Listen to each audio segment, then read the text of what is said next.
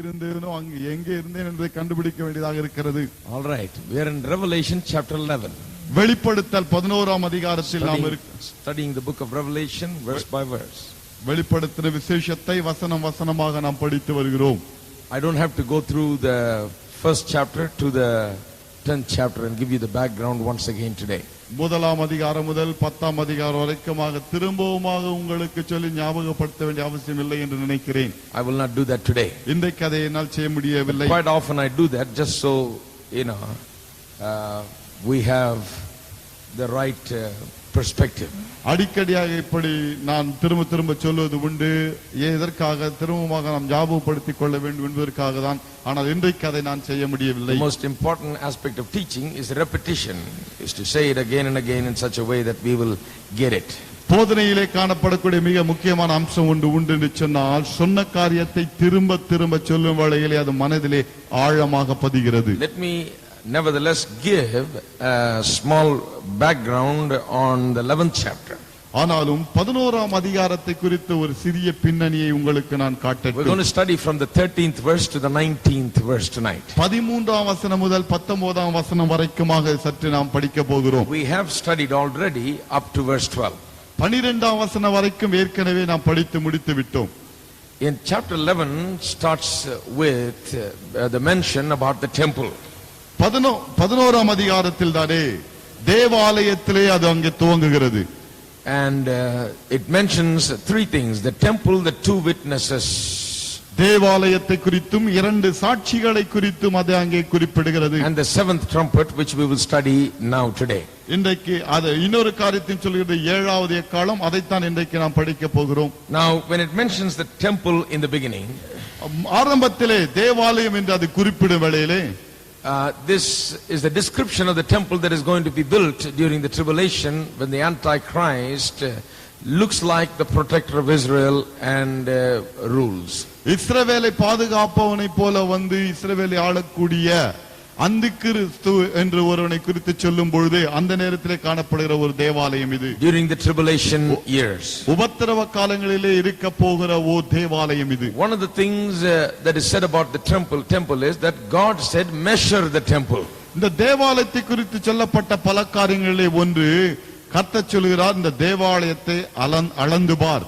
The measuring of the temple speaks about God weighing the temple and finding it wanting in some way. தேவாலயத்தை அளத்தல் என்று சொல்லும் வேளையிலே எதை காட்டுகிறது? ஆண்டவர் தானே அந்த தேவாலயத்தை தராசிலே வைக்கிறார், குறைவு உள்ளதாக அங்கே அதை காண்கிறார். All the temples of old were speaking about Christ. பழைய ஏற்பாட்டு காலத்திலே காணப்பட்ட தேவாலயங்கள் அனைத்தும் கிறிஸ்துவை குறித்தே சொல்லுகின்றன. They had a purpose. அதிலே ஒரு நோக்கம் உண்டு. The purpose was to exalt Christ. அதனுடைய நோக்கம் என்ன? கிறிஸ்துவை உயர்த்த வேண்டும் என்பதே. Is to speak about Christ. கிறிஸ்துவை குறித்து சொல்ல வேண்டும். Is to tell about, announce the coming of Christ as the Messiah.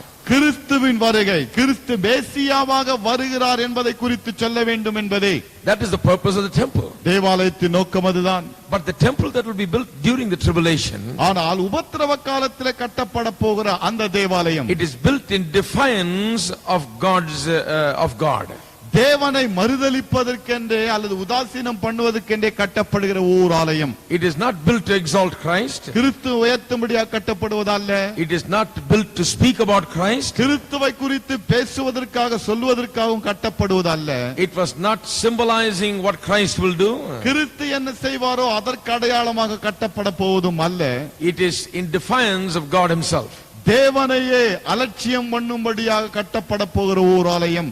So that is why the temple is measured and measured by God asked that it's asked to measure the temple. ஆகவே தான் கர்த்தர் இந்த தேவாலயத்தை அளந்து பார் என்று சொன்னார். And when the measuring is taken place, அந்த அப்படி அளக்கிற வேளையிலே it is characteristic of God looking into it and finding what is there. தேவன் தாமே அதற்குள்ளாக பார்க்கிறார், அதிலே என்ன குறை இருக்கிறது என்பதை அங்கே காண்கிறார். How does it measure up to the expectations that God has? தேவனுக்கு என்ன விதமான எதிர்பார்ப்பு இருக்கிறதோ அதன்படி அது அளக்கப்படுகிறது. So it was mentioned, it was measured there. ஆகவே அதை வைத்து அது அங்கே அளக்கப்படுகிறது. Then the two witnesses are mentioned. அதன் பிறகு இரண்டு சாட்சிகள் குறிப்பிடப்படுகிறார்கள். It is a very astonishing story of two great witnesses in the midst of tribulation. உபத்திரவ காலத்திலே அதன் மத்தியிலே இரண்டு சாட்சிகள் வருவது என்பது ஆச்சரியமான ஒரு விஷயம்தான். The identity of the witnesses is something that we discussed about. அந்த இரண்டு சாட்சிகள் யார் என்பதை குறித்து நாம் கடந்த முறை அதை நாம் சற்று Many பார்த்தோம். people say it is Enoch. பல சொல்கிறார் ஏனோக்காக இருக்க That one வேண்டும், of them will be Moses. அவர்களில் ஒருவன் மோசேயாக இருக்க வேண்டும். Some say that one of them will be Elijah. ஒரு சிலர் சொல்கிறார்கள் அது இரண்டிலே ஒருவர் எலியாவாக இருக்க வேண்டும். And some say that one of them will be John the Baptist. ஒரு சிலர் சொல்கிறார்கள் இல்லை யோவான் ஸ்நானகனாக அவர்களில் ஒருவர் இருக்க We வேண்டும் talked என்று. about that. அதை குறித்து நாம் பேசினோம். It is now not so important to know exactly who it is. யார் என்பதை குறித்து துல்லியமாக நமக்கு தெரிய வேண்டும் என்கிற But it is அவசியம் இல்லை. important to know about what these two witnesses do. ஆனால் இந்த இரண்டு சாட்சிகள் என்ன செய்கிறார்கள் அதுதான் நமக்கு முக்கியம். Right in the middle of tribulation, உபத்திரவத்தின் மத்தியிலே they are the two witnesses. அந்த இரண்டு சாட்சிகள் They are உதிக்கிறார்கள். miraculous witnesses. அவர்கள் அற்புதமான சாட்சிகள். They stop the rain, மழையை நிறுத்துகிறார்கள், bring plagues, வாதைகளை கொண்டு வருகிறார்கள். and they really preach a message of repentance and turning to God. தேவன் பக்கமாக மனம் திரும்புங்கள் என்கிற ஒரு செய்தியை அவர்கள் அறிவிக்கிறார்கள். They serve as the conscience of the people of Israel. இஸ்ரவேல் புத்திரரின் மனசாட்சிகளாக அவர்கள் அங்கே சாட்சி And the திகழ்கிறார்கள். rest of the world also. முழு உலகத்திற்கு ஒரு மனசாட்சியாக திகழ்ந்தார்கள். And if anybody comes against them to destroy them, அவர்களை அழிக்கும்படியாக எவரேனும் எழும்புவாரே என்றால் nobody succeeded. எவருமே வெற்றி பெற மாட்டார். Because they are protected by God very specially until their mission is completed. காரணம் அவருடைய பணி முடிகிற வரைக்குமாக தேவனாலே விசேஷித்த விதத்தில் பாதுகாக்கப்படுகிறார்கள். And because of God's protection, nobody can do anything. தேவனுடைய பாதுகாப்பு இருக்கிறபடியினால் எவரும் அவர்களை ஒன்றும் செய்ய They முடியாது. are worldwide witnesses. அவர்கள் உலகம் முழுவதுமாக சாட்சி பகர்கிறார்கள். Then finally they are put to death. கடைசியாக அவர்கள் சாகடிக்கப்படுகிறார்கள். Now you may say, why did God allow them to be put to death? ஒருவேளை நீங்கள் கேட்கலாம், ஏன் ஐயா கர்த்தர் அவர்களை சாகடிக்க அனுமதி கொடுத்தார் என்று கேட்கலாம். This is also part of God's demonstration to the world. உலகத்துக்கு தேவன் செய்து காட்டி விரும்பின பல காரியங்களிலே இதுவும் ஒன்று. It was a purpose and plan of God. தேவனுடைய திட்டம் நோக்கங்களிலே இதுவும் ஒன்று. It happened in the plan of God. தேவனுடைய திட்டத்திலே அது நடந்தது. In Jerusalem they were put to death. எருசலேமிலே அவர்கள் சாகடிக்கப்பட்டார்கள். They were not buried, அவர்கள் அடக்கம் பண்ணப்படவில்லை. thrown in the street for 3 days. 3 நாட்கள் வீதியிலே வீசி In the midst of the எறியப்பட்டார்கள். 3 days, raised up from dead. From அந்த the 3 death. நாட்களுக்கு பிறகு மரணத்திலிருந்து உயிரோடு எழுப்பப்பட்டார்கள். And not only raised up from the death, they are resurrected right before people's eyes. உயிரோடு எழுப்பப்பட்டது மாத்திரமல்ல, மக்கள் எல்லோரும் பார்த்திருக்கையில் அவர்களுக்கு முன்பாக And the எழுப்பப்பட்டார்கள். Bible says that every eye will witness. வேத புத்தகம் சொல்லுகிறது அனைத்து கண்களும் இதை கண்டன. All over the world, people will see this. உலகம் முழுவதுமாக இருக்கும் மக்கள் அனைவரும் இதை காண்பார்கள். Now in today's modern technology, we understand how it is possible that everyone might see it. இன்றைக்கு விஞ்ஞான வளர்ச்சியை வைத்து நாம் அதிக அழகாக அறிந்து கொள்ளலாம் எப்படி அனைத்து மக்களும் இதை காண்பார்கள் என்பதை. Why this tremendous demonstration? ஏன் இப்படி ஒரு எடுத்துக்காட்டான ஒரு காரியத்தை தேவன் Why செய்தார்? allow these two people to die? ஏன் இந்த 2 பேரை சாகடிக்க அனுமதி கொடுக்க Why வேண்டும்? lay on the street? ஏன் அவர்கள் வீதியிலே படுத்திருக்க வேண்டும்? Why raise them up on the 3rd day? ஏன் 3ஆம் நாளிலே அவர்களை எழுப்ப வேண்டும்? Why make them ascend into heaven right in front of people's eyes? ஏன் மக்கள் காண்கையிலே அவர்கள் வானத்துக்கு எடுத்துக்கொள்ளப்படக்கூடிய காரியத்தை செய்ய The வேண்டும்? reason is this. காரணம் இதுதான். When Jesus did exactly the same thing, இயேசுவானவர் இதே காரியத்தை செய்த வேளையில், when the resurrection of Jesus happened, இயேசுவின் உயிர்த்தெழுதல் நடந்த வேளையில், when he appeared to many, பலருக்கு அவர் தரிசனமான and வேளையில், when he was raised up into the heavens, அவர் வானத்துக்கு எடுத்துக்கொள்ளப்பட்ட வேளையில், people laughed at it and they said this was a made up story. மக்கள் இதை பார்த்து நகைத்தார்கள். இது கட்டுக்கதை என்று They அளந்தார்கள். said this is not something that really happened. இது உண்மையாக நடந்த ஒரு சம்பவம் அல்ல. That is what they said. அவர்கள் அதைத்தான் சொன்னார்கள். To that kind of a world of Christ rejectors, கிறிஸ்துவை உதாசீனம் பண்ணின புறக்கணித்து தள்ளின இவ்விதமான மக்களுக்கு, to those who rejected the resurrection, the ascension of Jesus, இயேசுவின் உயிர்த்தெழுதலையும் எடுத்துக்கொள்ளப்படுதலையும் மறுத்தார்களே மக்கள், right அவர்களுக்கு in front of their eyes, these things will happen.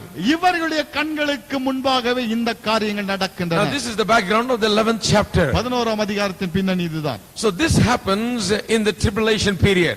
இது உபத்திரவ காலத்திலே Now நடக்கிறது. the tribulation period is coming to a close. இப்பொழுது உபத்திரவ காலம் ஒரு முடிவுக்கு வருகிறது. is coming to the end. ஒரு முடிவுக்குள்ளாக வந்து And கொண்டிருக்கிறது. some of the end events during the tribulation periods are being described here. உபத்திரவ காலத்தின் முடிவிலே நடக்க போகிற ஒரு சில சம்பவங்கள் இந்த இடத்திலே It's சொல்லப்படுகிறது. not over yet, but it's coming almost to a close. முடியவில்லை, ஆனால் ஏறக்குறைய முடிவுக்குள்ளாக வருகிறது. Now let's read from verse 13. இப்போது 13 முதல் வாசிப்போம். And the same hour was there a great earthquake, and 10th part of the city fell, and in the earthquake were slain of men 7,000, and the remnant were affrighted and gave glory to the God of heaven. அந்நேரத்திலே பூமி மிகவும் அதிர்ந்தது. உடனே அந்த நகரத்தில் 10 ஒரு பங்கு இடிந்து விழுந்தது. மனுஷரில் 7,000 பேர் பூமி அதிர்ச்சியினால் அழிந்தார்கள். மீதியானவர்கள் பயமடைந்து பரலோகத்தின் தேவனை மகிமைப்படுத்தினார்கள். You have to notice the continuation here. இந்த இடத்தில் அந்த தொடர்ச்சியை நீங்கள் கவனிக்க வேண்டும். It happens right after these men were taken up into heaven in இந்த ascension. 2 பேரும் வானத்துக்கு எடுத்துக் கொள்ளப்பட்ட உடனே இது நடக்கிறது. They saw this dramatic scene right before their eyes. இவர்கள் கண்களுக்கு முன்பாக நடந்த எடுத்துக்காட்டான இந்த காட்சியை இவர்கள் They are கண்டார்கள். astonished at it. அதை கண்டு இவர்கள் அதிர்ச்சி They don't உற்றார்கள். know what to think about these men that were dead and laying there for 3 days, now raised and ascended into heaven. மரித்து 3 நாட்களாக படுத்திருந்து திடீரென்று உயிரோடு எழுந்து எடுத்துக் கொள்ளப்பட்டார்களே, இவர்களை குறித்து என்ன எண்ணுவதென்று இவர்களுக்கு தெரியவில்லை. The whole world is shocked. முழு உலகத்திற்கு ஓர் அதிர்ச்சி. While they're still in the state of shock, in that very same hour, அந்த அதிர்ச்சிக்குள்ளாக இருக்கிற அந்த மணி நேரத்திலேயே it is very important that it happened immediately following this event. இந்த சம்பவத்திற்கு பின் உடனடியாக இது நடக்கிறது என்பதை In நாம் that கவனிக்க very வேண்டும். same hour, அதே மணி the நேரத்தில் shock continues as an earthquake comes. அந்த அதிர்ச்சி அங்கே தொடர்கிறது. ஒரு பூமி அதிர்ச்சி In வருகிறது. this earthquake, about 7,000 men die. அந்த பூமி அதிர்ச்சியினாலே 7,000 பேர் மரித்தார்கள். It is more clearly rendered in some versions that seven men of great reputation died. சில மொழிபெயர்ப்புகளிலே சற்று தெளிவாக சொல்லப்படுகிறது, மிகவும் முக்கியத்துவம் வாய்ந்த 7,000 மக்கள் செத்தார்கள். These are not ordinary men. சாதாரண ஆட்கள் அல்ல. These are 7,000 very important people, VIPs. அதாவது மிகப்பெரிய ஆட்கள், முக்கியத்துவம் வாய்ந்த பெரிய புள்ளிகள் இவர்கள். Probably VIPs under that Antichrist regime. ஒருவேளை அந்திகிறிஸ்துவின் ஆட்சியின் கீழாக இருந்தார்களே, அந்த முக்கியமான அதிகாரிகளாக இருந்திருக்கலாம். 7,000 of them wiped out just in a moment. ஒரு இமைப்பொழுதுல 7,000 பேர் அழிந்தார்கள். And what happens? என்னாயிற்று? Everybody that was left over, மீதியானவர்கள் அனைவரும், the people that saw the 7,000 die, 7,000 பேர் மரிப்பதை கண்டார்களே மக்கள், they are afraid and gave glory to the God of heaven. அவர்கள் பயந்து பரலோகத்தின் தேவனை மகிமைப்படுத்தினார்கள். Great fear fell upon them. மிகுந்த பயம் அவர்களுக்கு உண்டாயிற்று. They saw that there is a God. தேவன் ஒருவர் உண்டென்பதை கண்டார்கள். They were afraid. பயந்தார்கள். They were convicted. உணர்த்தப்பட்டார்கள். But notice once again, it is characteristic of the tribulation period. There is no repentance. They are afraid but convicted but not repented. உபத்திரவ காலத்தில் மக்களுக்குள்ளாக காணப்படுகிற ஒரு குணத்தை இங்கு நீங்கள் கவனிக்க வேண்டும். பயந்தார்கள், உணர்த்தப்பட்டார்கள், ஆனால் மனம் திரும்பவே இல்லை. The hardness of the hearts of men. மனிதனுடைய கடினமான உள்ளம் அங்கே காணப்படுகிறது. It always surprises me, astonishes me how man can be so hard-hearted. மனிதன் எப்படி கடினம் உள்ளவனாக இருக்க முடியும் என்பது என்னும் வேளையில் எனக்கு அதிர்ச்சி தான் வருகிறது. Several themes are covered in the book of Revelation. வெளிப்படுத்தின விசேஷத்தில் பல கருத்துக்கள் காணப்படுகிறது. One of the great themes is the heart of evil that is in man. பல பெரிய கருத்துக்களிலே ஒரு கருத்து மனிதனுடைய உள்ளத்திலே காணப்படுகிற கடினத்தன்மை, தீமையான It is எண்ணம். beyond anything that we can ever imagine. கற்பனைக்கு எட்டாத ஒரு காரியம் அது. Now we have read that before in the scriptures. வசனத்திலே இதற்கு முன்பாக நாம் வாசித்திருக்கிறோம். Don't think this is something new. இது புதிய ஒன்று என்று எண்ணிவிட வேண்டாம். In Egypt, God, when he sent the plagues, எகிப்திலே கர்த்தர் வாதைகளை அனுப்பிய வேளையில் the men were so hard-hearted. மக்கள் அவ்வளவு கடின உள்ளம் கொண்டிருந்தார்கள். Whenever the plagues were over, they were again against the people of Israel. வாதை முடிந்த உடனே இஸ்ரவேல் புத்திரருக்கு எதிராக கிளம்பி விடுவார்கள். The plagues were to turn their hearts towards God. அந்த வாதைகள் எதற்காக? இவர்கள் உள்ளத்தை தேவன் பக்கமாக To make திருப்புதான். them see that sun and the moon and the rivers are not gods, but there is a living God. இந்த சூரியனும் சந்திரனும் தண்ணீரும் கடவுள் அல்ல, ஜீவனுள்ள தேவன் ஒரு இருக்கிறார் என்பதை காட்டத்தான் இந்த வாதைகள். The plagues were to show that he is God above all gods. இந்த வாதைகள் எதற்காக? எல்லா தேவர்களுக்கு மேலாக இந்த தேவன் உயர்ந்தவர் என்பதை காட்டத்தான். They must have seen it there. அவர்கள் அதை கண்டு இருக்க When their வேண்டும். waters turned to blood, they must have seen that there is a greater power. தண்ணீர் ரத்தமாக மாறிய வேளையிலே மிகப்பெரிய சக்தி ஒன்று இருக்கிறது என்பதை இவர்கள் When the கண்டிருக்க land வேண்டும். was darkened, they probably came to know that there is a God who is the God of the sun, who made the sun. தேசம் இருள் அடைந்த வேளையிலே, அந்தகாரம் சூழ்ந்த வேளையிலே சூரியனுக்கு அப்பாற்பட்ட ஒரு பெரிய கடவுள் ஒருவர் இறைவன் இருக்கிறார் என்பதை இவர்கள் கண்டிருக்க But வேண்டும். still they hardened their heart. ஆனாலும் உள்ளத்தை They hardened கடினப்படுத்தினார்கள். their heart till the end. முடிவு வரைக்கும் உள்ளத்தை கடினப்படுத்தினார்கள். So men are the same, no matter in what age do they live in, men are hardened by sin. மக்கள் எந்த யுகத்தில் வாழ்ந்தாலும் எந்த காலகட்டத்தில் வாழ்ந்தாலும் சரி, அவருடைய உள்ளம் ஒரே உள்ளம்தான். Don't be surprised seeing the heart of men. மனிதனுடைய கடினமான உள்ளத்தை கண்டு அதிர்ச்சுறவே வேண்டாம். Don't be surprised looking at the evil that is in man. மனிதனுக்குள்ளாக இருக்கிற தீமையை கண்டு ஆச்சரியப்பட வேண்டாம். There is nothing to be surprised about. அங்கே அதிசயப்பட ஒன்றுமே இல்லை. The Bible teaches us what men are like. மனிதன் எப்படிப்பட்டவன் என்பதை வேத புத்தகம் நமக்கு When man போதிக்கிறது. does not know God, மனிதன் தேவனை அறியாதிருந்த வேளையில், when man is motivated by the devil, மனித பிசாசினால் தூண்டப்படுகிற there வேளையில் is no end to the kind of evil that he will produce.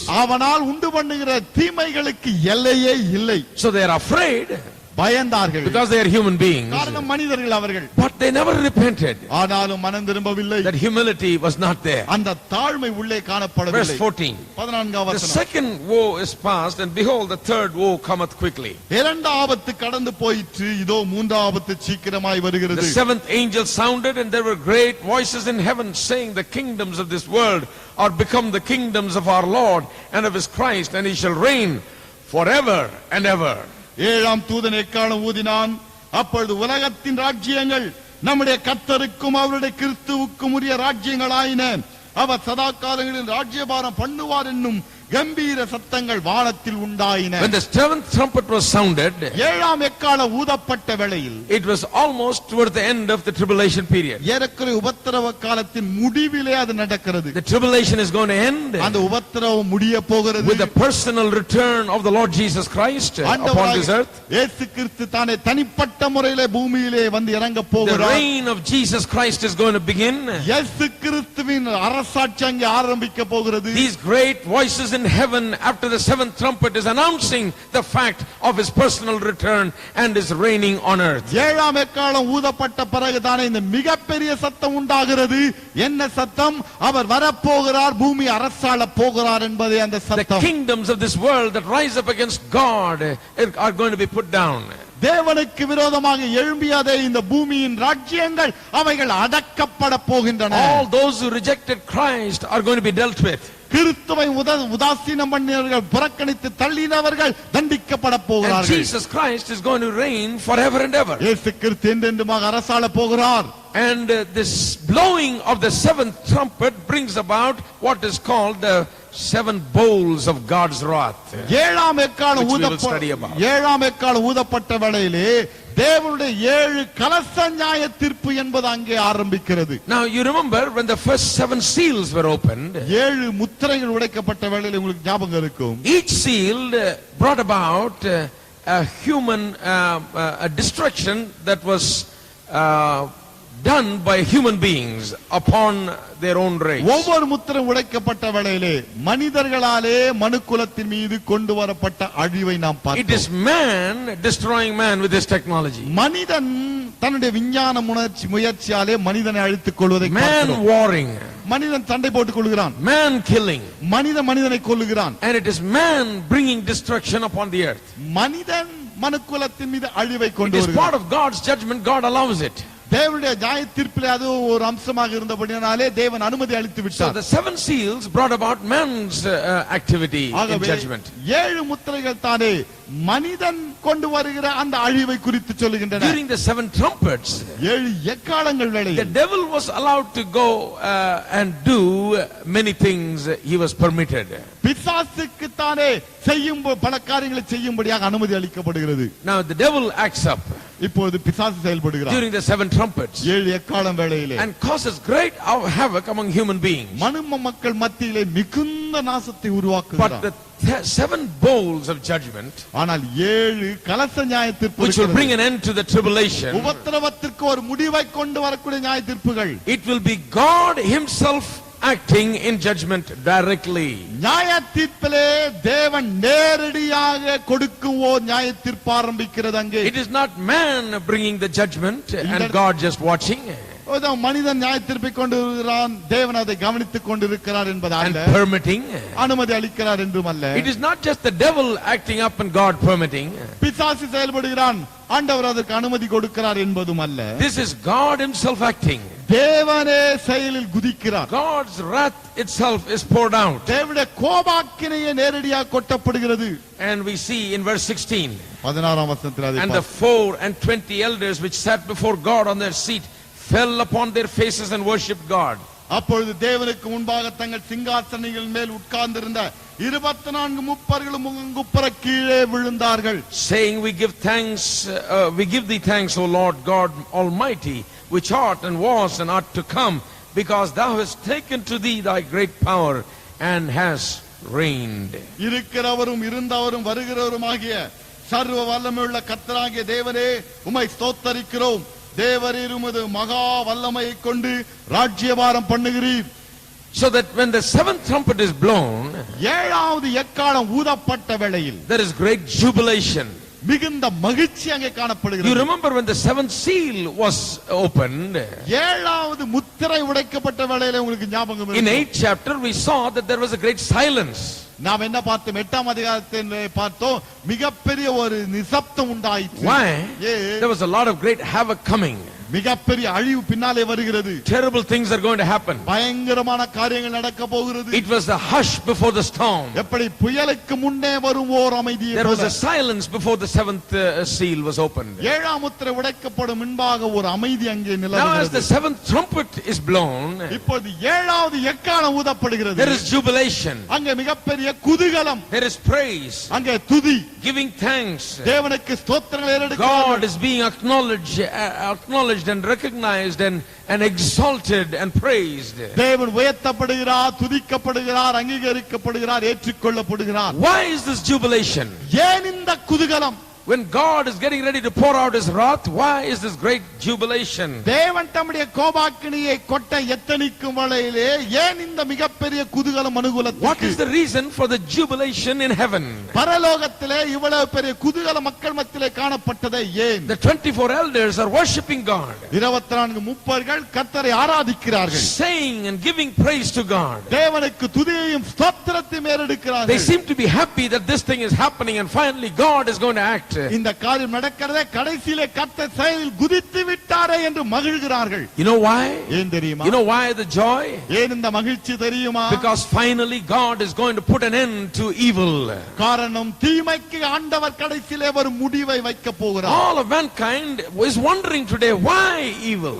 இன்றைக்கு மனுக்குலம் அனைத்தும் பாருங்கள், ஏன் இவ்வளவு தீமைகள் என்று ஆச்சரியப்படுகிறார்கள். They don't know why evil is there. ஏன் தீமை இருக்கிறது அவர்களுக்கு தெரியவில்லை. Most of the world will not accept what we say about evil. தீமையை குறித்து நாம் என்ன சொல்கிறோம்? உலகம் அதை ஒத்துக்கொள்ளாது. The Bible gives a very simple answer for the reason for the existence of evil. தீமை உலகத்திலே காணப்படுகிறது, அதற்கு அருமையான ஒரு காரணத்தை வேதம் Very சொல்கிறது. simply the Bible says. வேதம் எளிமையாக சொல்லி விடுகிறது. Just like when it talks about God, it doesn't try to explain God. It says in the beginning God created the heaven and earth without any explanation. It just starts out with the fact of God's existence. வேதம் தேவனை குறித்து சொல்லும் வேளையிலே அதை குறித்து விளக்கத்தை சொல்லாமல் எளிமையாக சொல்லி விடுகிறது. ஆதியிலே தேவன் வானத்தையும் பூமியும் படைத்தார் என்று.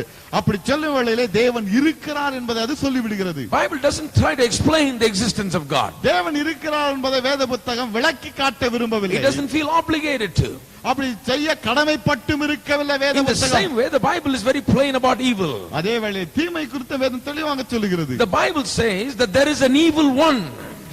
பொல்லாங்கன் ஒருவன் இருக்கிறான் என்று வேதம் சொல்கிறது. The cause behind all evil is that evil one.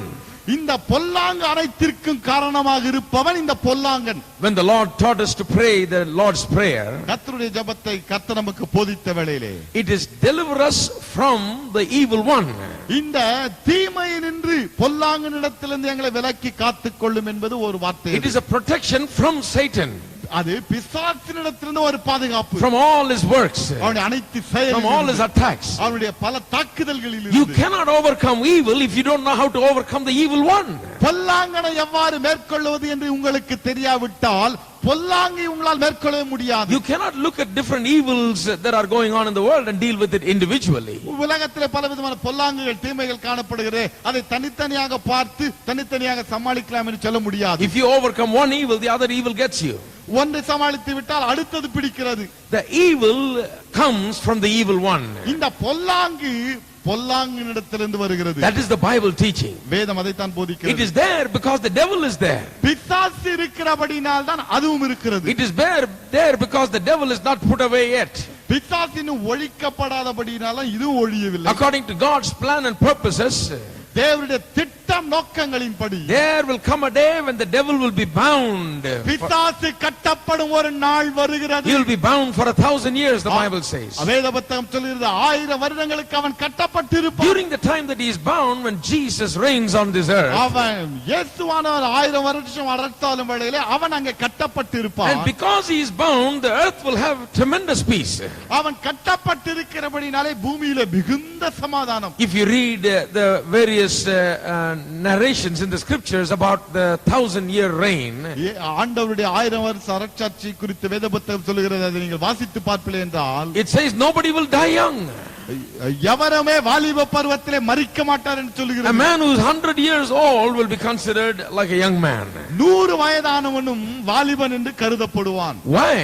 ஏன்? Why such a difference in even in health, in the peace and the happiness that people enjoy? மக்களுக்குள்ளாக இருக்கக்கூடிய அந்த ஆரோக்கியம், அந்த சந்தோஷம், அனுபவிக்கும் மகிழ்ச்சியில இவ்வளவு பெரிய வித்தியாசம் ஏன்? What makes the reign of Jesus so different? இயேசுவின் அரசாட்சி இவ்வளவு பெரிய வித்தியாசத்தை உண்டு பண்ணுவது எது?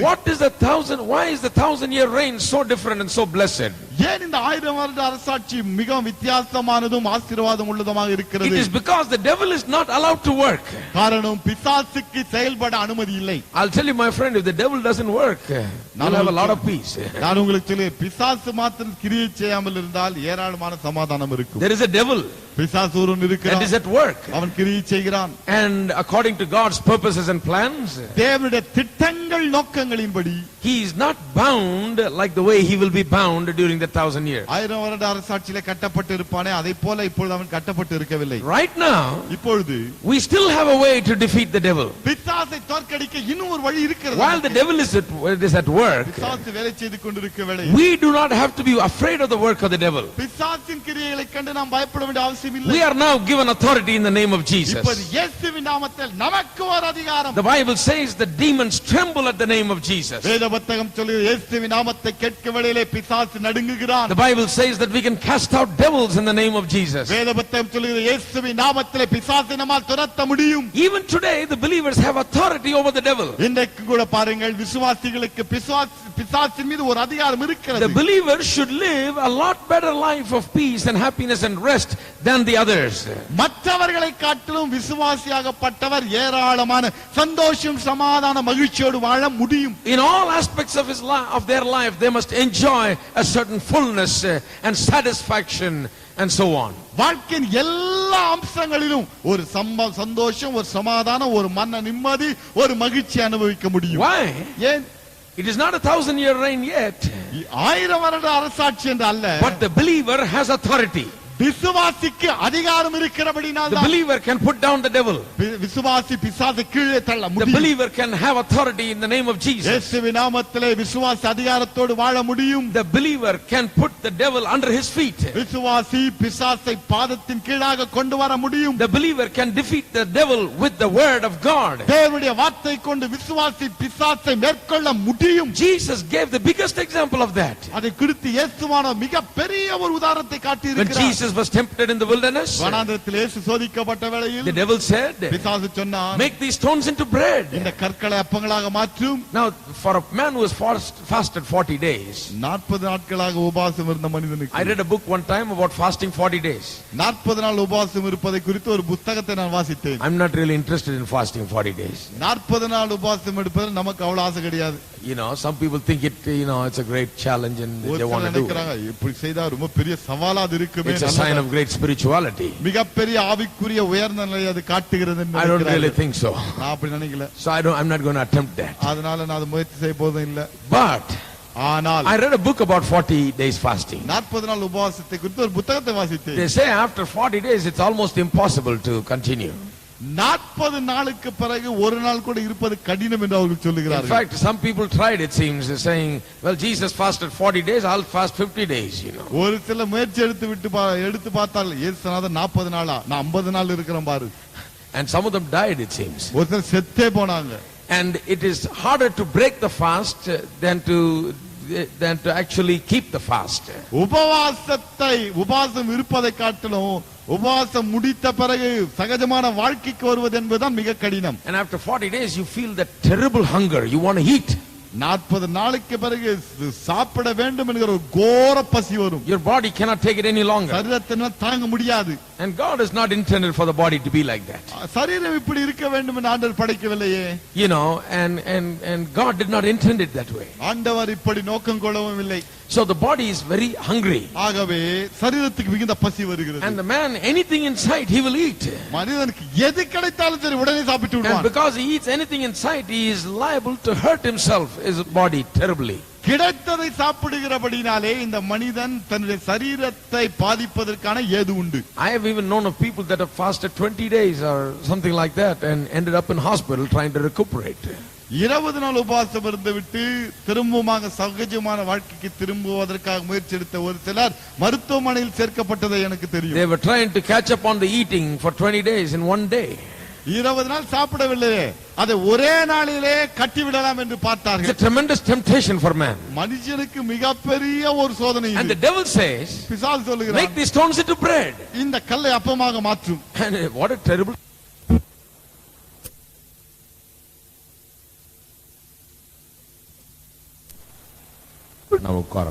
இயேசு தேவனுடைய வார்த்தை எடுத்தார். That too from the book of Deuteronomy. அதுவும் உபாகமத்திலிருந்து. Part of the first 5 books of Moses. மோசேயுடைய முதல் 5 The புத்தகத்திலிருந்து. first 5 books of Moses contains the creation story also. மோசேயுடைய முதல் 5 புத்தகங்கள் இருக்கிறதே, அதிலே சிருஷ்டிப்பின் வரலாறும் இருக்கிறது. And most people find it very difficult to believe the account of the creation story. இந்த சிருஷ்டிப்பின் வரலாறு இருக்கிறதே, அதை பலர் நம்ப மறுக்கிறார்கள். They say, oh, it's all made up stories. இதெல்லாம் கட்டுக்கதைங்க.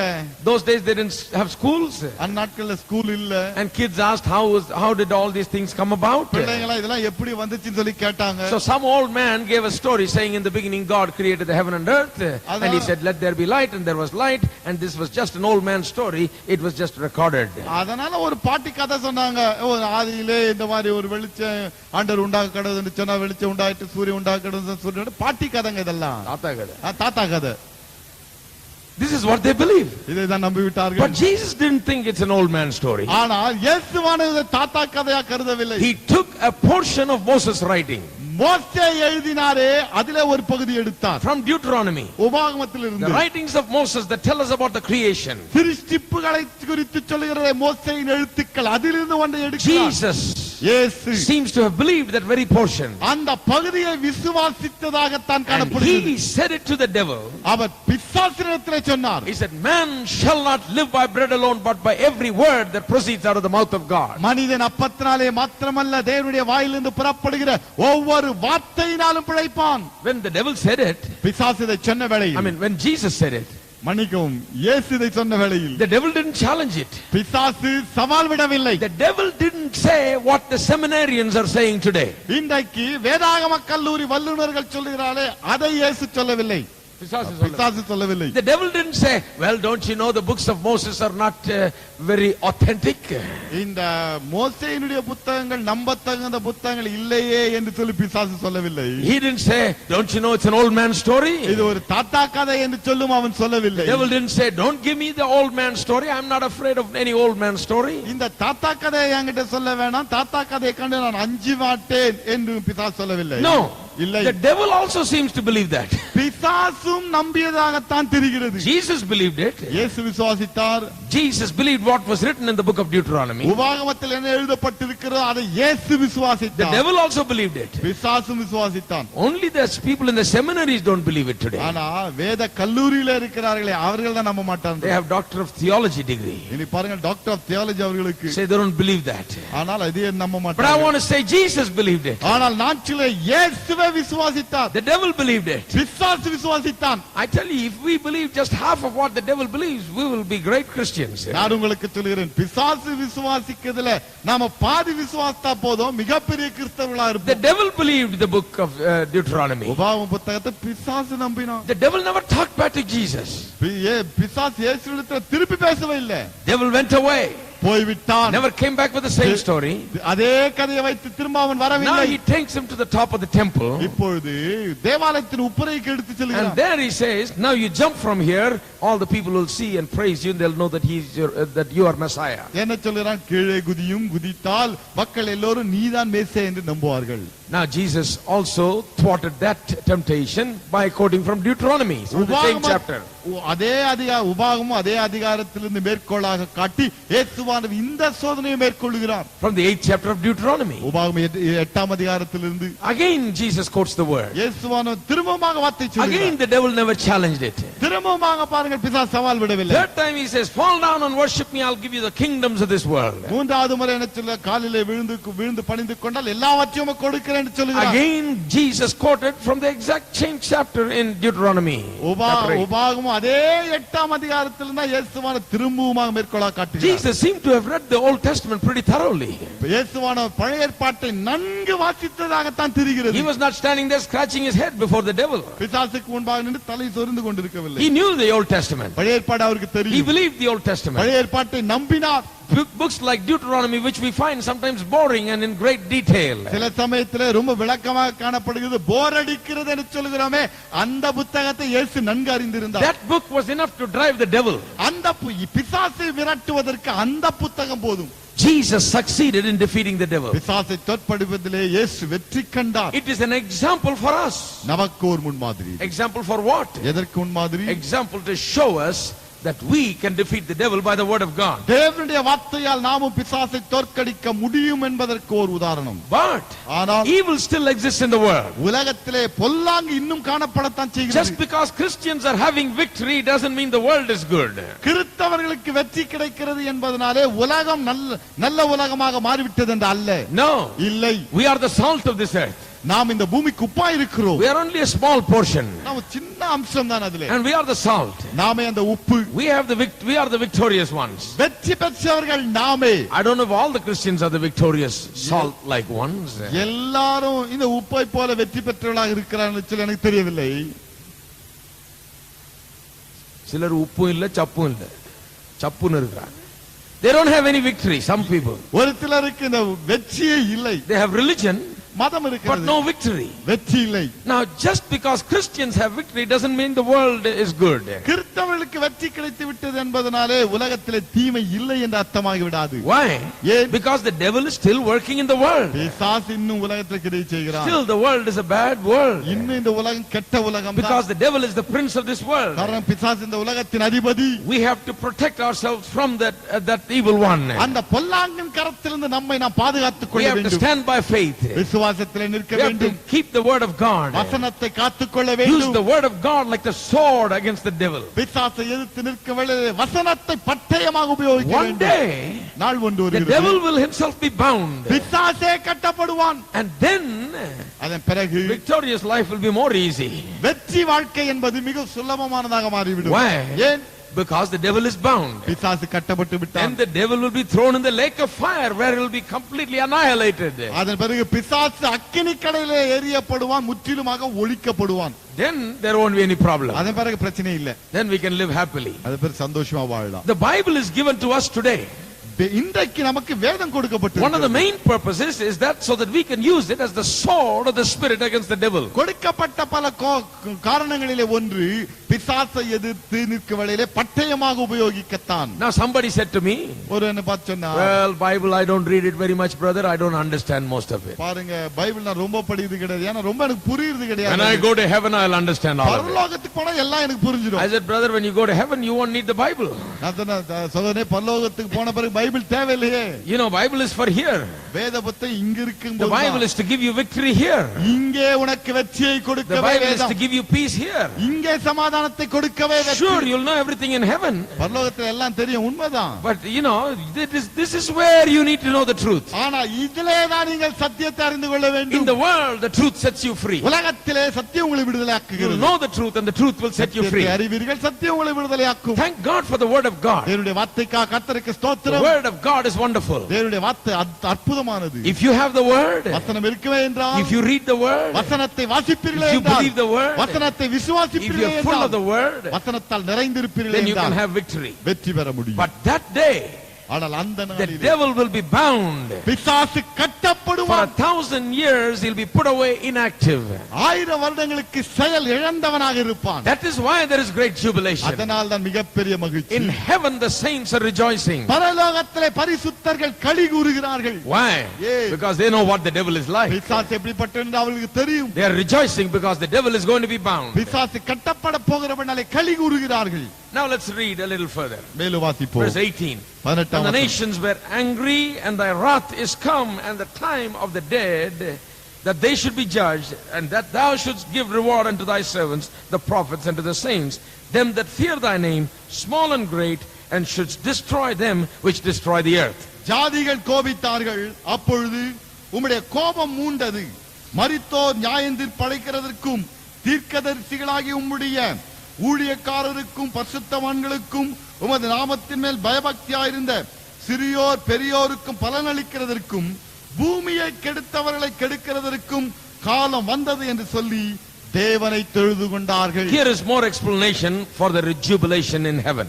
பரலோகத்தில் இருக்கும் மகிழ்ச்சிக்கு காரணம் இங்கே சொல்லப்படுகிறது. Why? ஏன்? The wrath of God is come. தேவனுடைய கோபம் வந்து விட்டது. Now if you were Noah and you were preaching for so many years and people laughed at you, நீங்கள் நோவாவாக இருந்து நீங்கள் பல வருடங்களாக பிரசங்கித்து மக்கள் உங்களை பார்த்து ஏளனம் செய்வார்கள் என்றால், you know, and they don't believe that there is a wrath of God, தேவ கோபாக்கினை வருகிறது என்பதை அவர்கள் விசுவாசியாமல் இருப்பார்கள் they என்றால், don't believe in wrath. தேவ கோபத்தை அவர்கள் விசுவாசிப்பதில்லை. You know, many Bible teachers don't believe in God's wrath. வேத வல்லுநர்களே பலர் இன்றைக்கு தேவனுடைய கோபாக்கினை விசுவாசிப்பதில்லை. They don't even believe in hell. நரகத்தை நம்புவது கிடையாது அவர்கள். They think hell is right here. என்ன நினைக்க, நரகம் இங்க தாங்க இருக்குது. You know, I often tell that story about this New York City prostitute who told a street preacher who was preaching about hell. She said, "Preacher, I am in hell right now." நியூயார்க்கிலே தெருவிலே ஒரு பிரசங்கித்துக் கொண்டிருந்தாராம் நரகத்தை குறித்து. விபச்சாரி ஒருவர் சொன்னாலாம், ஐயா நரகம் இங்கே தான் இருக்கிற, அதிலே தான் இப்போது நான் இருக்கிறேன் என்று சொன்னார். And many preachers believe this. பல பிரசங்கியார்கள் இதை விசுவாசித்து They think there is no real hell. உண்மையான நரகம் இல்லை என்று எண்ணுகிறார்கள். There is no real judgment. உண்மையான நியாய தீர்ப்பு இல்லை. The judgment is here. நியாய தீர்ப்பு இங்கேயே. We just experience the consequences of what we do. நாம் என்ன செய்கிறோமோ அதன் பலனை இங்கே அனுபவிக்கிறோம். That is the judgment. அதுதான் நியாய தீர்ப்பு. And hell is right here. நரகம் இங்கே தான் இருக்குது. Experience the consequences is both the judgment and hell. இந்த பூமியிலே நாம் செய்ததற்கான பலனை அனுபவிக்கிறோமே, அதுதான் நியாய தீர்ப்பு, அதுதான் நரகம். So they say many people are in hell right now. ஆகவே என்ன சொல்கிறார்கள், பலர் இப்பொழுது நரகத்தில் No, but the இருக்கிறார்கள். Bible really talks about a place called hell. ஆனால் வேத புத்தகம் நரகம் என்று ஒன்று இருப்பதாகவே சொல்கிறது. But the place called hell is not made for human beings. ஆனால் இந்த நரகம் என்கிற இடம் இருக்கிறதே மனிதனுக்காக உருவாக்கப்பட்டதல்ல. Jesus with his own words said that the hell is is made for the devil and his angels. இயேசுவானவர் தம்முடைய சொந்த வார்த்தையிலே சொல்லிவிட்டார், இந்த நரகம் பிசாசுக்காகவும் அவனுடைய சேனைக்கென்று It's உருவாக்கப்பட்டது, not for us. நமக்கல்ல.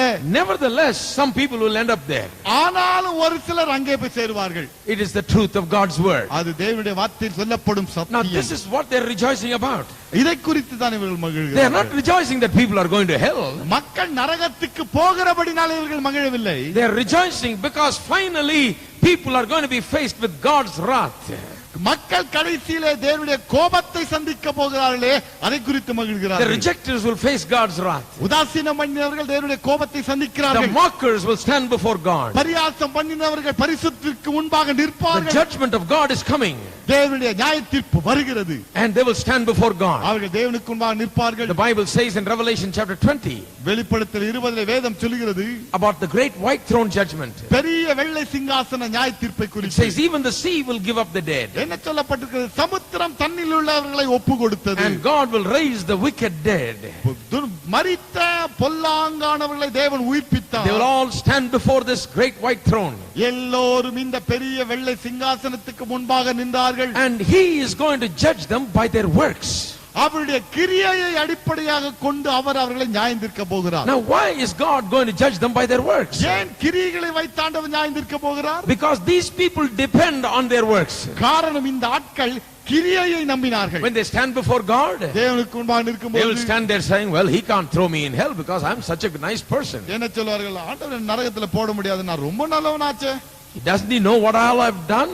நான் என்ன செய்தேன்னு அவருக்கு தெரியாதா? How much I've given to the poor? ஏழைகளுக்கு எவ்வளவு கொடுத்திருக்கிறேன், How good I have behaved? எவ்வளவு நல்லவனா இருந்தேன், I've never done this and I've never done that. இதை செய்யல அதை செய்யல நானு, So I'm just a good person. ஆகவே நான் ரொம்ப They நல்லவன் will நானு. stand there based on their goodness.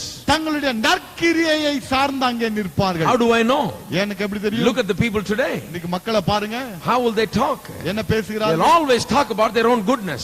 எப்பொழுதுமே நற்கிரியைகளை குறித்து தான் They'll பேசுவார்கள். talk about how they've not done anything bad நான் எந்த தீமை செய்யவில்லை என்று சொல்வார்கள். and they're superior to most others. மற்றவளை காட்டில் நான் உயர்ந்தவன் என்று சொல்வார்கள். Men will stand on the basis of their works. மக்கள் தங்கள் நற்கிரியை சார்ந்து நிற்பார்கள். And the books will be opened, the Bible says. வேத புத்தகம் சொல்கிறது, புஸ்தகங்கள் திறக்கப்படும், And their works will be recorded there. அவருடைய கிரியைகள் அங்கே But when எழுதப்பட்டிருக்கும். God looks at their works, ஆனால் தேவன் அவர்கள் கிரியை பார்க்கும் He பொழுது doesn't look at actions. அவர்கள் கிரியைகளை அவர் பார்ப்பது இல்லை. He looks deeper into the motives for their actions. அவருடைய கிரியைகளுக்கான உள்ளான நோக்கம் இருக்கிறதே, அதை ஆழத்திலே பார்க்கிறார். Aha. Aha, This is where they get into trouble. இங்கதான் மாட்டிக்கிட்டாங்க. With us, they will get over. நம்ம விஷயத்தை தப்பிச்சுட்டாங்க.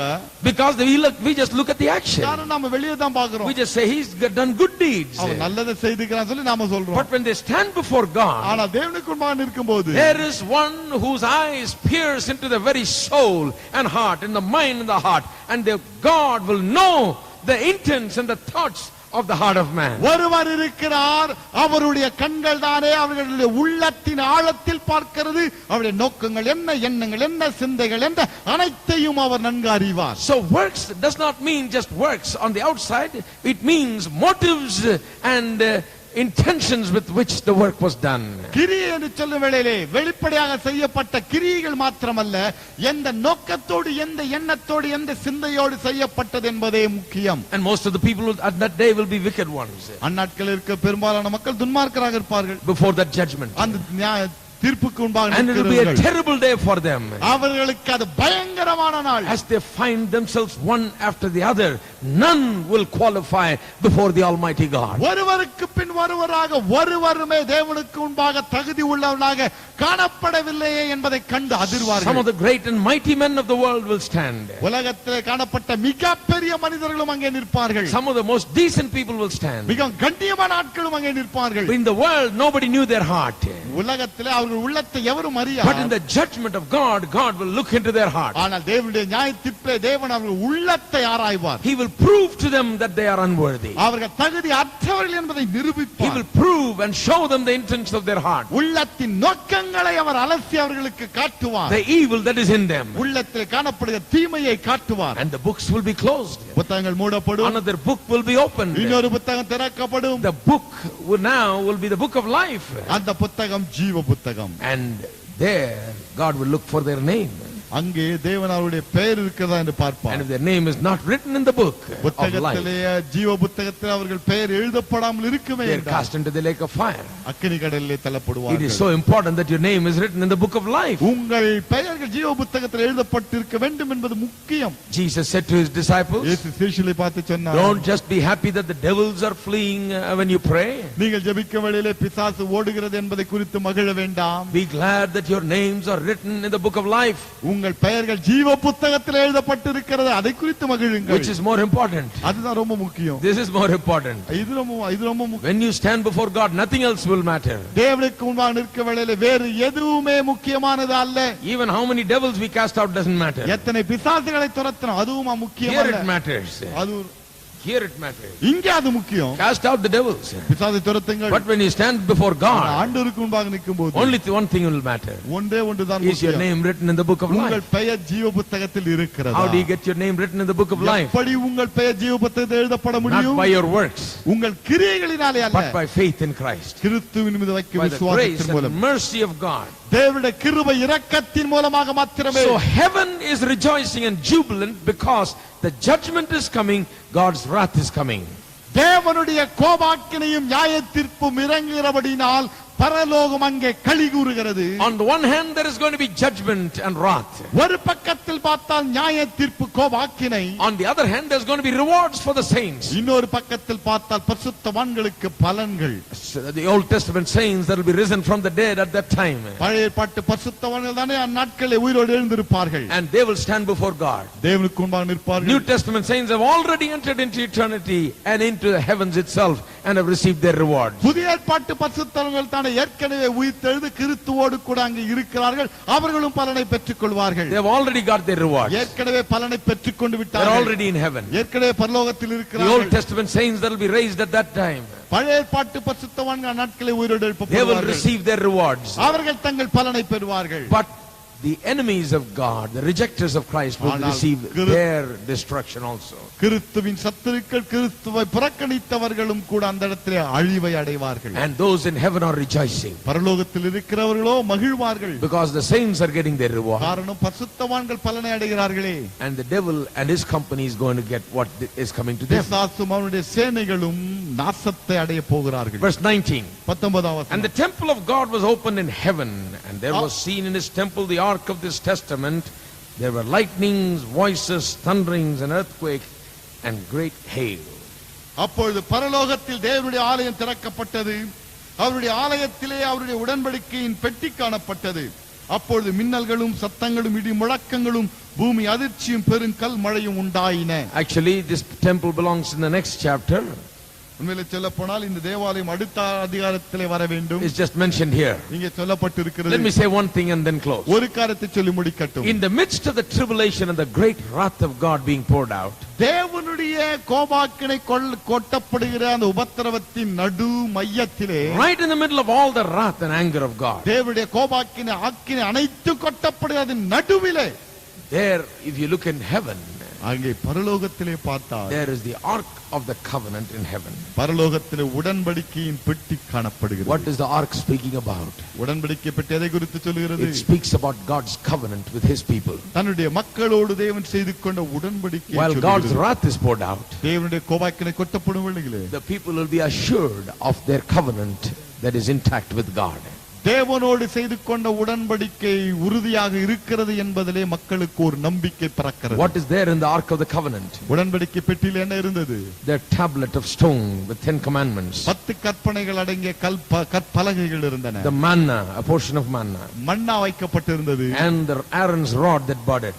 அங்கே துளித்த ஆரோனுடைய கோலும் இருந்தது. And it speaks of God's covenant of provision and care for his people. தன்னுடைய மக்களை தேவன் பராமரிக்கிறார், போஷிக்கிறார், உடன்படிக்கை செய்திருக்கிறார் என்பதை காட்டுகிறது. God is a God that speaks to his people. தேவன் தம்முடைய மக்களோடு பேசும் ஓ தேவன். God is a God who feeds his people. மக்களை போஷிக்கும் ஓ தேவன். God is a God who with a mighty hand, with the rod of Aaron, brings his people out of their destruction. பலத்த கரத்தினாலே மோசேயுடைய ஆரோனுடைய கோலின் மூலமாக மக்களை எகிப்திலிருந்து வெளியே கொண்டு வந்தார் என்பதை அது காட்டுகிறது. Praise God. கர்த்தருக்கு Right ஸ்தோத்திரம். in the middle of wrath, கோபாக்கினி மத்தியிலே. This scene in heaven with the temple opened and the ark of the covenant sitting there is giving assurance for those who believe in Christ at that time that everything is all right for them. தேவாலயம் திறக்கப்பட்ட உடன்படிக்கை பெட்டி காணப்படுகிறது. எதை காட்டுகிறது? தேவன் தம்முடைய மக்களோடு செய்து கொண்ட உடன்படிக்கையில் உறுதியாக நிற்கிறார் என்பதை காட்டுகிறது. The Bible doesn't mean to scare the believers. வேத புத்தகம் விசுவாசிகளை அச்சுறுத்துவதற்கு இல்லை. It is not to put people into great despair. மக்களை கலங்கடிக்க வேண்டும் என்பதற்காகவும் அல்ல. Bible is a source of consolation and comfort and assurance for the believer. வேத புத்தகம் விசுவாசிகளுக்கு ஒரு ஆறுதலை, ஒரு நிச்சயத்தை, ஒரு உறுதி அளிக்கவே இருக்கிறது. While it is warning the unbeliever, அவிசுவாசிக்கு ஒரு எச்சரிக்கையாக இருக்கும் வேளையில், while it is telling him about the reality of God's wrath, தேவனுடைய கோபாக்கினின் தத்ரூபத்தை எடுத்துரைக்கும் வேளையிலே, it also assures the believers on the other hand that everything is all right for you. விசுவாசிக்கு ஒரு நிச்சயத்தையும் அளிக்கிறது. உன்னை பொறுத்த விஷயத்திலே அனைத்தும் உறுதியாக இருக்கிறது. Praise God. கர்த்தருக்கு ஸ்தோத்திரம். Praise God. கர்த்தருக்கு I ஸ்தோத்திரம். like that. எனக்கு அது பிடித்திருக்கு. I like my God. என் தேவன் எனக்கு He is a பிடித்திருக்கிறது. good God. அவர் நல்ல தேவன். He never forgets us. ஒருபொழுது நம்மை மறப்பதே இல்லை. But the word says ஆனால் வார்த்தை சொல்கிறது that God loves the sinners. தேவன் பாவிகளையும் நேசிக்கிறார். He loves the sinners. அவர் பாவிகளை நேசிக்கிறார். How much more will he love his own people? பாவிகளை அப்படி நேசிக்கும் பொழுது தம்முடைய மக்களை எவ்வளவாக நேசிப்பார் என்று பாருங்கள். How many of you are children of God? எத்தனை பேர் God's தேவனுடைய people? பிள்ளைகள்? தேவனுடைய மக்கள் எத்தனை The பேர்? God who loves the sinners. பாவிகளை நேசிக்கிற தேவன். Just think how much more he will love you. உங்களை எவ்வளவு தூரம் நேசிப்பார் என்று எண்ணி பாருங்கள். He loves the thieves, the murderers, the good for nothing. கள்ளர்களையும் கொலைகாரர்களையும் ஒன்றுக்கு உதவார்களையும் நேசிக்கிறாரே. He doesn't love their sins. அவர்கள் பாவங்களை நேசிக்கவில்லை. He loves them. அவர்களை He நேசிக்கிறார். understands what has made them like that. அவர்களை இந்த நிலைமைக்கு தள்ளியது எது அவருக்கு புரிகிறது. He has compassion for them. அவர்கள் மீது மனதுருக்கம் He கொள்கிறார். doesn't like the sin. பாவத்தை அவருக்கு He பிடிக்கவில்லை. likes them. ஆனால் அவர்களை He loves பிடிக்கிறார். them. அவளை நேசிக்கிறார். How much more will he love his own children? நம்முடைய சொந்த பிள்ளைகளை எவ்வளவாக நேசிப்பார் என்று பாருங்கள். You must live with assurance every day. ஒவ்வொரு நாளும் அந்த நிச்சயத்தோடு நீங்கள் வாழ வேண்டும். Never live in fear. ஒருபொழுது பயத்திலே வாழ வேண்டாம். I see many God's people living in fear. பல தேவனுடைய மக்கள் பயத்திலே வாழ்கிறதை நான் பார்க்கிறேன். They never have assurance. ஒரு நிச்சயமே இல்லை. You know. Seems like one time a pastor was trying to take up an offering. ஒருவரே ஒரு போதகர் காணிக்கை எடுத்தாராம். And he was telling them, give a lot of money, we need money and all that. You know. நிறைய பணம் தேவை, பணம் தாங்கன்னு சொல்லி கொண்டிருந்தார். Everybody open up your wallet and get, give some more money. எல்லாரும் பைய தரங்க, ஏராளமான பணத்தை கொடுங்க, நமக்கு நிறைய பணம் தேவைப்படும் சொல்லிட்டே இருந்தார். Telling him. And there was a well-to-do man sitting in the audience. அங்கே மக்கள் மத்தியிலே நல்ல பணக்காரர் ஒருவர் உட்கார்ந்து இருந்தார். And a little stone fell from the wall up there on him right at that time. அந்த நேரத்திலே மேல இருந்து ஒரு கல்லு அவர் மேல தெரியாம வந்துருச்சு. And the pastor said, thank you Lord. Pastor சொன்னார், நன்றி தேவனே. Thank you for speaking to him. அவரோட பேசினவனால நமக்கு ஸ்தோத்திரம். Get him good Lord. ஆண்டவர் நல்லா போடும் அவரை. So he'll open more. அதனால ஒரு பைய பெருசா தர பாரு. Scare him. கொஞ்சம் அச்சுறுத்தும் ஆண்டவரே. Well, God is never like that. ஆண்டவர் அப்படிப்பட்டவர் அல்ல. God is not wanting to scare you. ஆண்டவர் உங்களை அச்சுறுத்தி பண்ண முடியும்னு He is not wanting to drop things on you. உங்கள் மீது எதையும் போட விரும்புவரும் அல்ல. No. இல்லை. God is a God who appeals to your will and your heart. ஆண்டவர் உங்கள் உள்ளத்திலே பேசி உங்களை இணங்க வைக்கும் ஒரு இறைவன். You know, these ideas come from Hinduism and other religions, of the world. இந்த கருத்துக்கள் எல்லாம் பாருங்க, இந்த இந்து மதத்திலிருந்து உலக பிரகாரமான மக்களிடத்திலிருந்து வந்தது. How? எப்படி? Because they made God after their own image. இவர்கள் தங்களுடைய மனம் போன போக்கிலே தங்களுக்கு கடவுளை உண்டு பண்ணி கொண்டார்கள். But our God made us in his image. ஆனால் நம்முடைய தேவனோ தம்முடைய மன விருப்பத்தின்படி தன்னுடைய சாயலின்படி நம்மை உருவாக்கினார். These people made God because they made it. The God was like them. இந்த இறைவன் பாருங்கள், இவர்கள் உருவாக்கினபடினால இவர்களை போலதான் இருப்பார். So they will stand there and beat themselves. அதனால நின்னு அடிச்சுக்குவாங்க. Like the Baal prophets. பாகாலின் தீர்க்கதரிசிகள். They will scream. கத்துவாங்க. They'll shout. கூச்சலிடுவாங்க. Beat themselves. அடிச்சுக்குவாங்க. Tear themselves. பயம் அச்சுறுத்தி கொள்வாங்க. And they'll give their finger to God. விரல காணு கொடுப்பாங்க. And they will give gold to God. கடவுளுக்கு பொன்னாளி வீசுவாங்க. They will give offerings to God, காணிக்கை கொடுப்பாங்க கடவுள். trying to somehow appease their God. எப்படியாவது கோபத்தை தணிக்கணும்னு The பாப்பாங்க. picture in the religions of the world is that God is angry, mad. இந்த உலகத்திலே மக்கள் மதத்தை குறித்து வைத்திருக்கும் கடவுளை குறித்து வைத்திருக்க என்ன பாருங்கள், கோபம் உள்ள So கடவுள். when you come to God, ஆனால் நீங்கள் ஆண்டவரிடத்தில் you beat வரும்போது yourself, அடிச்சுக்கிறீங்க, you suffer, கஷ்டப்படுறோம், you torture, உபத்திரப்படுத்திக் கொள்கிறாய். so that God will be appeased by it. எதற்காக? உன்னை கண்டு அந்த இறைவனுக்கு கொஞ்சம் இரக்கம் வர வேண்டும். But our God ஆனா நம்முடைய is ஆண்டவர் different. He வித்தியாசமானவர். came seeking to save the sinner. பாவிகளை ரட்சிக்க வேண்டும் என்பதற்காக தேடி ஓடி வந்தவர். Praise God. கர்த்தருக்கு ஸ்தோத்திரம். He suffered. அவர் He பாடுபட்டார். says, you don't have to suffer. அவர் சொன்னார், நீ பாடுபடாத, I will suffer. நான் பாடுபடுறேன். Abraham put his son on the altar. ஆபிரகாம் தன் குமாரனை பலிபீடத்திலே வைத்தார். God said, don't, Abraham. கர்த்தர் சொன்னார், வேண்டாம் ஆபிரகாமே, Stop it. நிறுத்து, Not your son. உன் மகனை வேண்டாம், I will put my son. என் மகனை வைக்கிறேன். My son. என் மகனை. Praise God. That's our God. அதான் நம்முடைய ஆண்டவர். He's not in the business of taking our son.